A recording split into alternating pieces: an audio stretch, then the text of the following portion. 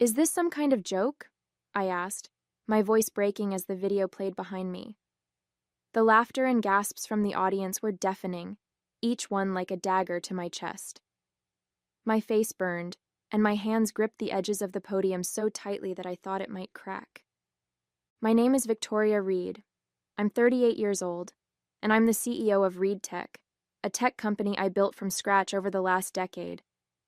This stage, this moment, was supposed to be my triumph, the highlight of our company's annual Innovation Summit in front of our employees, clients, and some of the most influential people in the industry. Instead, I was standing there, exposed and humiliated, as a manipulated video played out lies for everyone to see. Not long before, the room had buzzed with anticipation as I stepped onto the stage, the bright lights blinding me momentarily. This wasn't just another keynote speech. It was the moment. Reed Tech's annual Innovation Summit, broadcast live to thousands worldwide.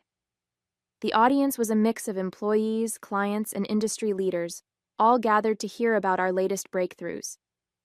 Months of preparation had led to this day, and I was ready. Or at least I thought I was. Just as I clicked to advance my first slide, the screen behind me flickered. I paused, turning slightly, assuming it was a technical glitch. But instead of my carefully crafted presentation, a video began to play.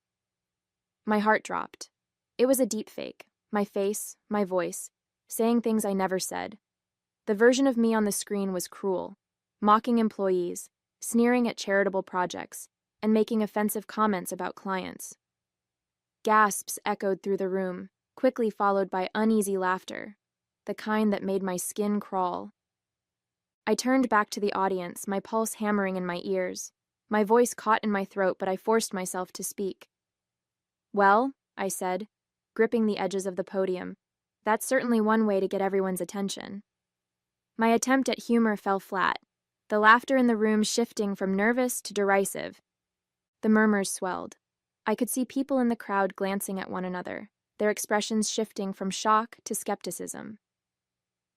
"Let me be clear," I continued, my voice faltering but firm. "What you just saw is not real. It's a fabrication. And while I don't know who's behind it yet, I can promise you—" "Is it, though?" someone called out from the back. Their voice cut through the room like a blade. More laughter followed, sharper this time. The murmurs grew louder. Phones were out, recording the spectacle as my world unraveled in real time. As I stepped off the stage, the event organizers announced a sudden 30-minute break before the next speaker. The crowd buzzed with murmurs and speculation, the whispers growing louder as I walked past. I could feel the stares burning into my back, some curious, some judgmental, and others downright gleeful. My face burned with humiliation, but I kept my head high, refusing to let anyone see me falter. Once backstage, I collapsed into a chair, my legs trembling. The green room was quieter, but not by much. A few staff members hovered nearby, pretending to work while stealing glances in my direction. My phone, resting on the table in front of me, was lighting up with notifications faster than I could process. The headlines were already appearing. "Scandal at Reed Tech Summit. CEO Victoria Reed embroiled in controversy." The 30 minutes stretched on like an eternity. People milled about in the main hall, their voices carrying through the thin walls of the green room. I heard fragments of conversations, my name, the words video, fake, and career ending cutting through the din. Every word felt like a jab, a reminder of how quickly a reputation could unravel. When Megan, my executive assistant, rushed in, her face was pale. "Victoria," she began cautiously, "the press is asking for a statement. They're waiting outside and it's not looking good."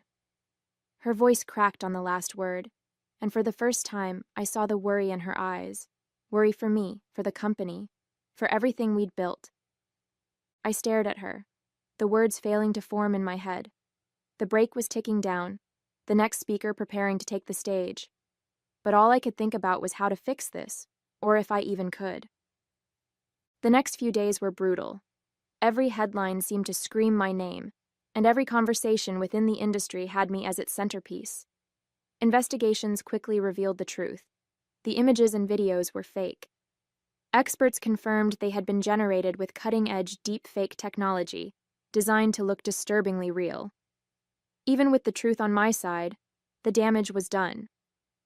My reputation now carried a stain, one that wouldn't wash away easily.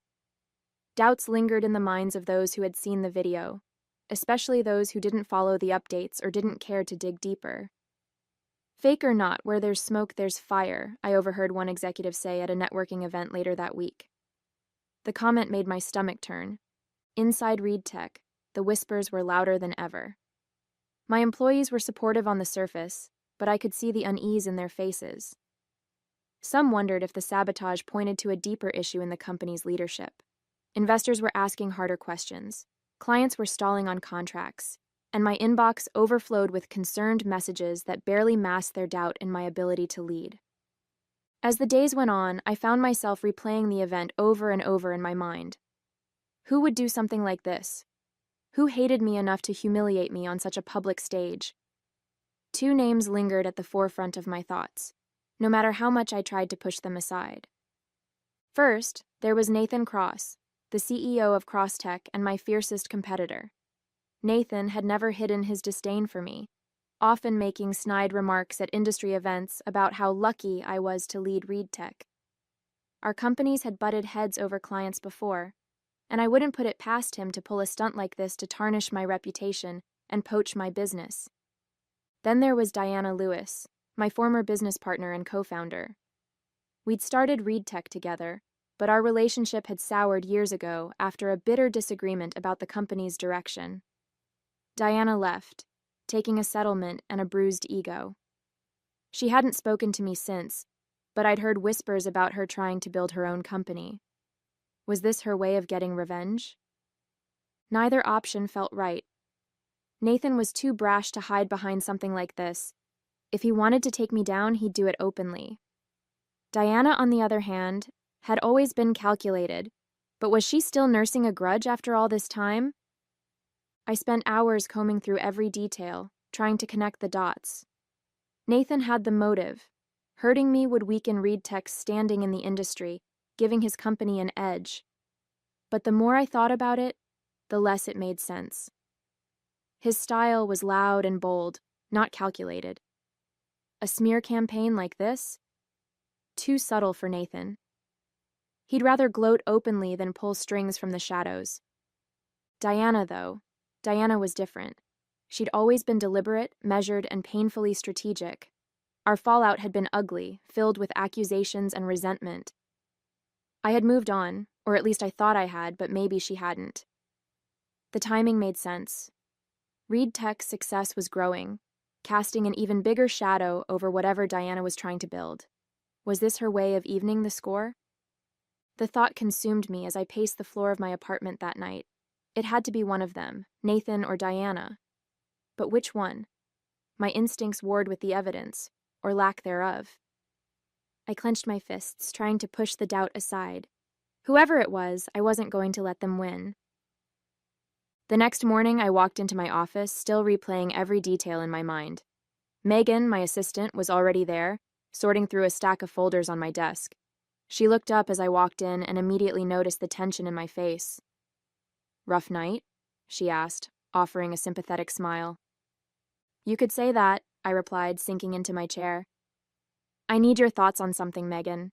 This situation with the deepfake, it's eating me alive. I've narrowed it down to 2 people who could have done this."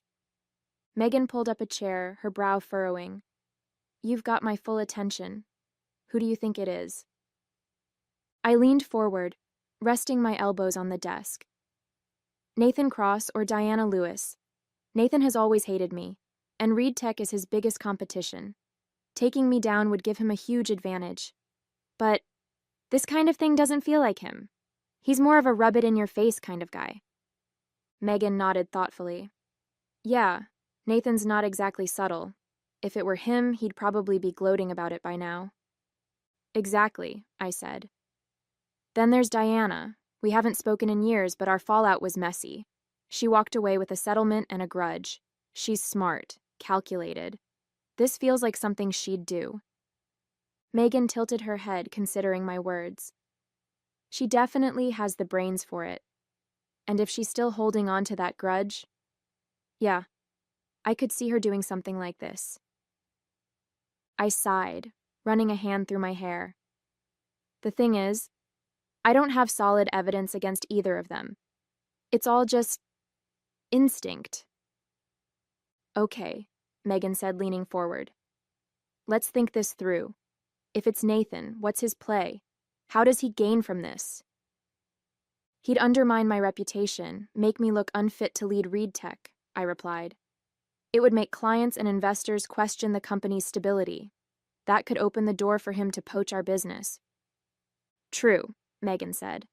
And Diana? I hesitated. Revenge. Pure and simple. This could be personal for her. She doesn't need a business gain, just the satisfaction of watching me fall. Megan leaned back in her chair, crossing her arms. Both are possible, but I'm leaning toward Diana. She has more reason to make it personal. Nathan's more likely to go for the jugular in a way that's traceable. It's too subtle for him. After my conversation with Megan, I realized there was only one way to move forward. I had to confront them, or at least test their reactions. Subtlety would be key. If either Nathan or Diana were responsible, they'd slip up eventually. I picked up my phone and stared at the two names on my contact list, my thumb hovering over the screen. Nathan first. He was impulsive and brash, easier to rattle. I tapped his number, my heart pounding as the phone rang. Victoria. He answered after a few rings, his voice sharp and impatient. How are you today? Cut the formalities, Nathan, I said, injecting a casual tone into my voice. I'm sure you've seen the headlines. Of course, he said, a smug undertone creeping into his words. It's been the talk of the industry. Gotta admit, that video? Brutal. Almost too good to be true. I paused, letting the silence linger for a moment. It's fake. You know that, right? Fake or not, perception is reality, isn't it? He replied, a low chuckle following his words. But hey, if you need a shoulder to cry on, I've got a few minutes. I gritted my teeth. I'll be fine, Nathan. Just wanted to check if you'd heard anything unusual. You're well connected, after all. His laughter stopped abruptly. Why would I know anything about it? You think I'm behind this? I matched his sharp tone. Just covering all my bases. Well, don't look at me, he snapped. Unlike some people, I don't need cheap tricks to win. Good luck cleaning up your mess, Victoria. He hung up before I could reply. I leaned back in my chair, exhaling slowly.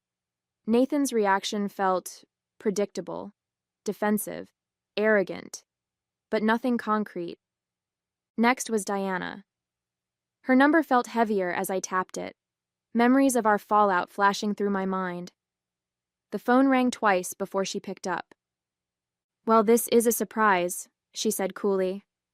Victoria Reed. To what do I owe the pleasure? Diana, I said, keeping my voice neutral. I'm sure you've seen what's been going around. The video. Hard to miss, she replied. It's all over the news. Nasty stuff, but not surprising. You've made a lot of enemies over the years. I ignored the jab. Enemies like you? She laughed, the sound sharp and cutting. Oh, please. If I wanted to take you down, I wouldn't need smoke and mirrors to do it. I'd do it to your face. Her words stung, but there was an honesty in them I couldn't ignore. So, you're saying you had nothing to do with it? I'm saying I've got better things to do than worry about you, she said bluntly. But if you're looking for a suspect, maybe start with someone closer to home. People like you don't get taken down by strangers. The line went dead before I could respond. Her words echoed in my mind, planting a seed of doubt I couldn't shake. I set the phone down, my mind swirling with possibilities. Diana's parting words echoed louder than anything else. Someone closer to home. It sounded like a throwaway comment, but it stuck with me, gnawing at the edges of my thoughts. Could she be right? Could it be someone from within my own circle? The idea made my stomach churn. I replayed both conversations in my mind, Nathan's arrogance had been expected, but his defensiveness seemed genuine. He was insulted that I even considered him a suspect. Diana, on the other hand, was cold and cutting, but not evasive. If she had done this, why not take the opportunity to gloat? Both of them left me with no solid answers, just more questions. Megan walked into my office with a stack of reports, her face unreadable. "How did it go?" she asked, setting the papers on my desk. I sighed. "About as well as you'd expect. Nathan was defensive, Diana was condescending, and neither of them gave me anything useful." Megan sat down across from me, folding her hands in her lap. "Maybe Diana's right. Maybe it's not them. Maybe it's someone closer." I frowned, her words hitting too close to Diana's for comfort. "You think someone at Reed Tech would do this?" She shrugged. "It's not impossible. You've made tough decisions, Victoria. Not everyone's happy about them." The thought unsettled me, but I couldn't dismiss it. If that's true, then whoever it is knows this company inside and out. They had access to private footage, internal systems. "Exactly," Megan said. "Maybe it's time to widen the search." I nodded, the weight of her suggestion pressing down on me. If this betrayal really did come from inside Reed Tech, it meant one thing. I had been blind to it all along. And whoever did this wasn't just trying to tarnish my name. They were trying to destroy everything I'd built. The next few weeks became a blur of quiet investigation and growing paranoia. I asked IT to comb through our systems for any signs of unauthorized access, but so far, they hadn't found anything conclusive. Every time I walked into a meeting or passed someone in the hall, I wondered, was it you? Megan and I worked late into the nights dissecting every clue we had. She was relentless, her attention to detail impressing me even in the midst of chaos. She'd pull files, cross-reference timelines, and double-check every piece of data. If there was a thread to pull, she was determined to find it. One evening, as we sat in my office under the dim glow of my desk lamp, Megan leaned back in her chair and sighed. "What if this isn't about money or competition?" she asked. "What if it's personal?" I looked up from my laptop. "Personal? How?" "Think about it," she said. "This wasn't just an attack on Reed Tech. It was targeted at you. The way that video was edited, the things it showed, it was meant to humiliate you, not just discredit the company." Her words sent a chill through me. I had been so focused on the professional implications that I hadn't considered the personal angle. But Megan was right. Whoever did this wanted to hurt me on a deeper level. The question was, why? The next morning, as I sipped my coffee and tried to brace myself for another day of uncertainty, my phone buzzed with a notification. It was an email from Tom, the head of IT. Subject: Update on deepfake investigation Victoria. We found a possible lead. Can you come down to the IT department to discuss? Tom.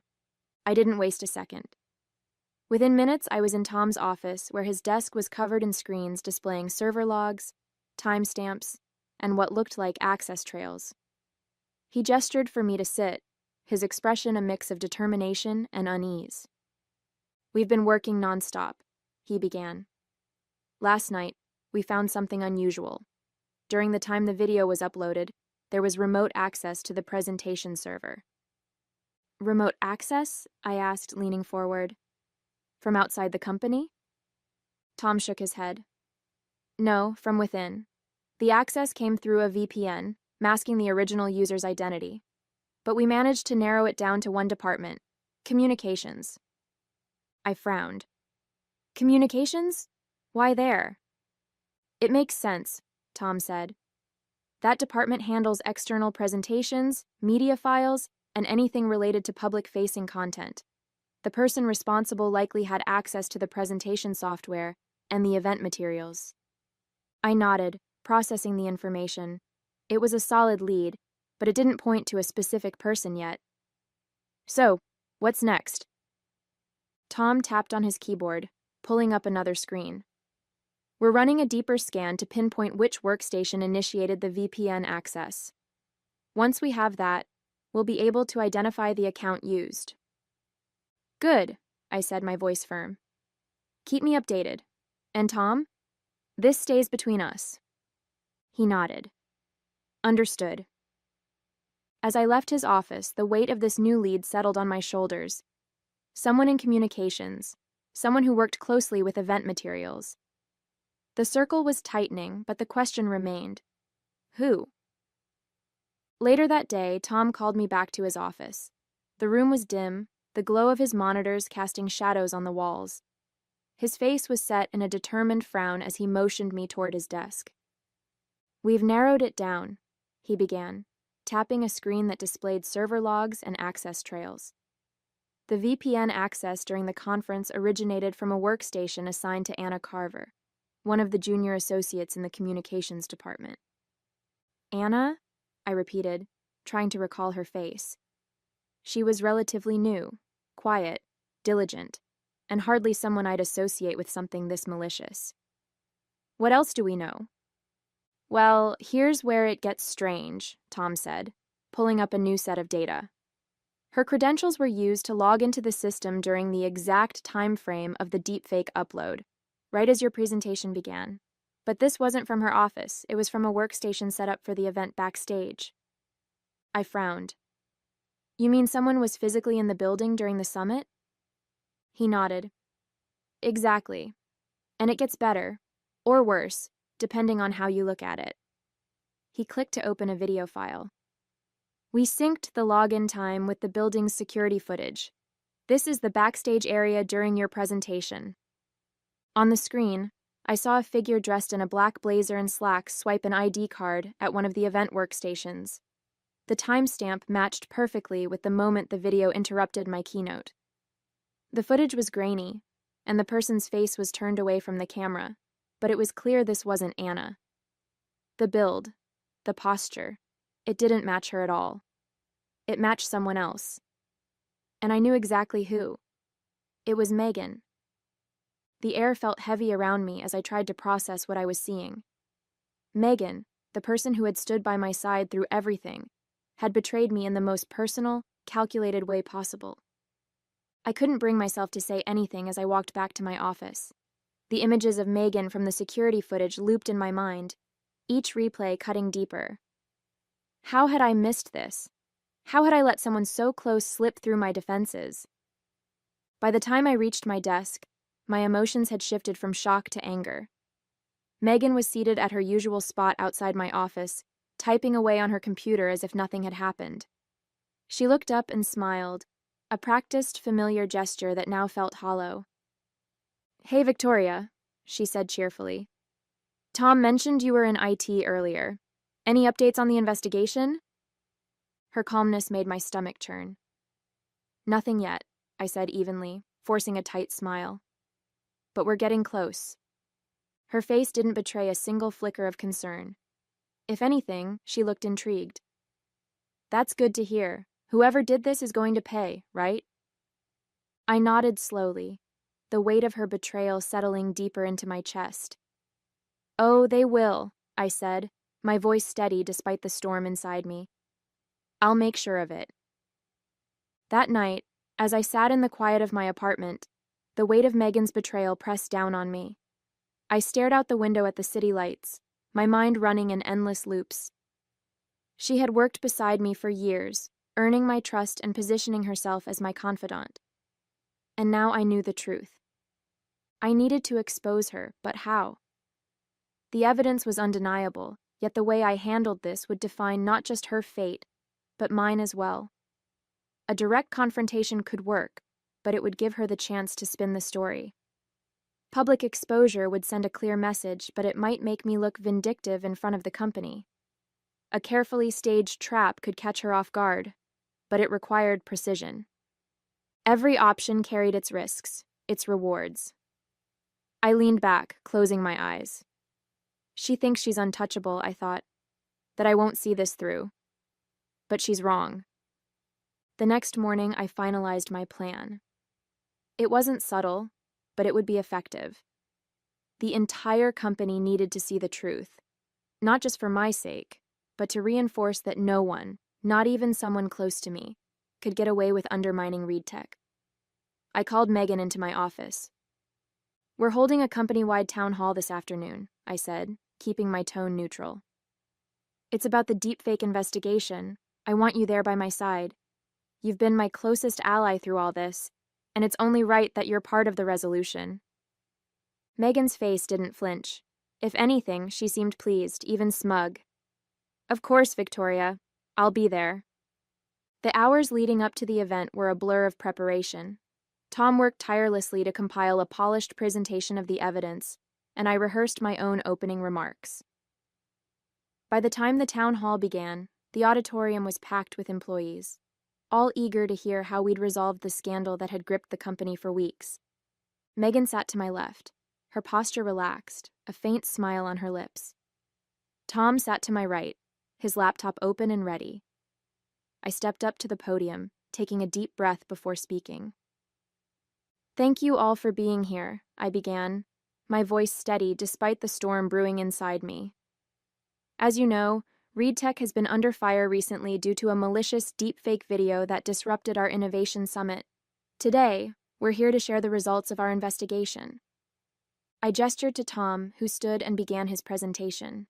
He walked through the timeline, explaining the VPN access, the stolen credentials, and the security footage. The room was silent, employees hanging onto every word. Then came the moment of truth. Tom clicked to the final slide, a freeze frame of Megan at the backstage workstation, her face clear and unmistakable. A collective gasp rippled through the room. "The individual responsible for the sabotage is Megan Lawson," Tom said, his voice firm. "We have incontrovertible evidence linking her to the incident." All eyes turned to Megan.